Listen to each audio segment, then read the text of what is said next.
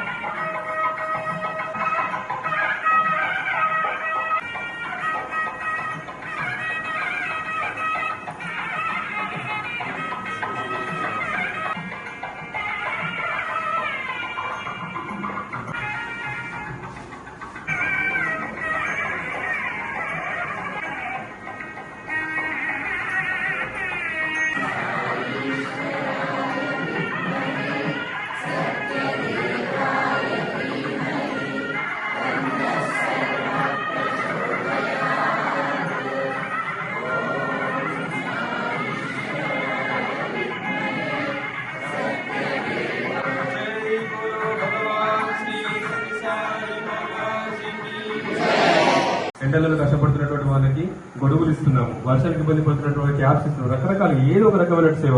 చలివేంద్రం సేవలు అయితే నేను 3 నెలలు దాదాపు 2.5-3 నెలలు బస్తాల్లో పెడితే ఎవ్రీ డే ఒక 2000 నుంచి 3000 లీటర్లు పోతున్నాయి. దాదాపు 2000 లీటర్ల వాటర్ మనము ఇస్తున్నాం వారికి. అంటే దాదాపు మనము లీటర్ల వాటర్ మనం అక్కడ సేవ ద్వారా ఉపయోగిస్తున్నాం. అలా సేవ చేసిన ఎవరు మేము డబ్బులు పెట్టి చేయట్లేదు, అందరం మేమే వెళ్తాం. మేమేంటి పొద్దున డ్యూటీ బెడ్డపల్లి గోపాలని నోట్ చేసుకుని చెప్పారు. వాళ్ళు ఒక 2వ గురువు, ఎందుకంటే తన గురువే. ఎందుకంటే ఒక 2 సంవత్సరాలు ఎక్కువ వేసి మేము 7 పిల్లలము.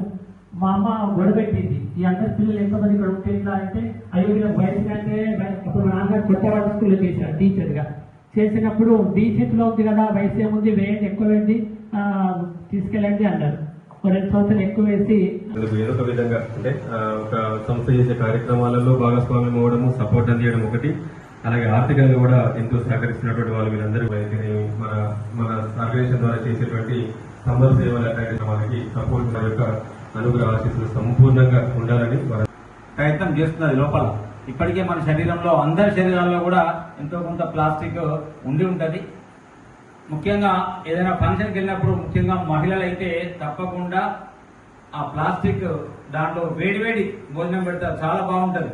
అక్కడ స్టీల్ ప్లేటో ఇంకా ఫైబర్ ప్లేటో ఉన్నా కానీ దాన్ని ముట్టకుండా దాని మీద ఒక పొద్దని ఇంకేదో కారణంతో ఆ మీద ప్లాస్టిక్ పేపర్ వేసుకొని తింటాం. వేడివేడి అది కడిగి అది మన శరీరంలోకి పోతుంది.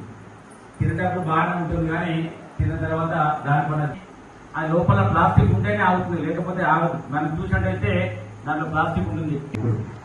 నిశాకరుని రాకేగా చూసినటువంటి వరకు పుడమిపురకి నొప్పేగా ప్రతిదానికి ప్రతిరూపి పరుచుకున్న ఆకాశమేగా చినుకుగా రాలే పైరు విలుపు సజీవపు సాక్షిగా మమేకమేగా చదువుగా మంచి గురువు రూపు జ్ఞానానికి చిరణమై సంతో ఆగే వరకు కొందరు పాటించాలని చెప్పేది మరికొందరు.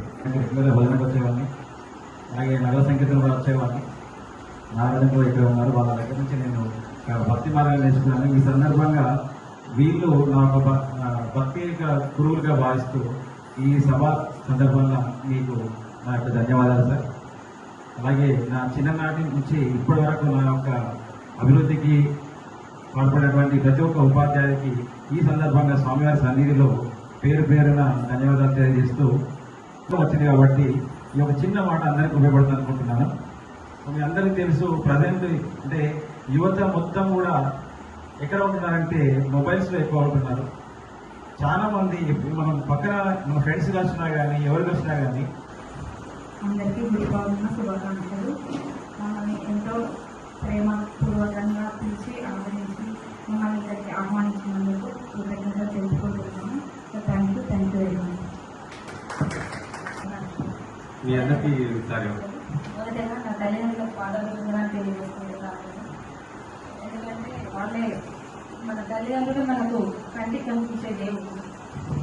మేము వచ్చేసి మమ్మల్ని ముగ్గురిని చదివించారు. నేను టీచర్గా స్థిరపడ్డా. మా పెద్ద చెల్లెలు పంచాయతీ సెక్రటరీగా జాబ్ తెచ్చుకుంది. చిన్న చెల్లెలు సాఫ్ట్వేర్ ఇంజనీర్. అంటే ఇప్పుడు కారణం వాళ్ళే. నాకు ఆ టీచర్స్ ఇన్స్పిరేషన్ వల్లనే నేను ఒక టీచర్ కావాలని 5th క్లాస్లో అనుకున్నాను. 5వ తరగతి చదివేటప్పుడు ఒక టీచర్ కావాలి అని. 3 years బ్యాక్ నాకు ఈ అవకాశం వచ్చింది. మా నాన్నకి నేను సర్ప్రైజ్ ఇద్దాం అనుకున్నాను. దురదృష్టవశాత్తు అదే రోజు మా డాడీకి యాక్సిడెంట్ అయింది. కానీ మా నాన్న ముందు ఈ సన్మానం పొందాలని నాకు చాలా కోరికగా ఉండేది. అది ఈరోజు స్వామి దయ వల్ల అది ఇప్పుడు రాసిపెట్టి ఉంది. కానీ సాయం చేసే చేతులే నిన్న ప్రార్థించే పెదవుల కంటే అనేది నేను ఇక్కడ నేర్చుకున్నాను. నాకు చాలా బాగా నచ్చిన అంశం. అన్నిటి వైపు అట్రాక్ట్ చేసిన విషయం కూడా అది. అయ్యో పాపం అంటే మేరకు నా అందరు దానికి కాదు. ఈ సంస్థ ద్వారా నేను తెలుసుకున్నాను. ఒక మనిషికి కష్టం వచ్చింది అంటే మేమున్నాము.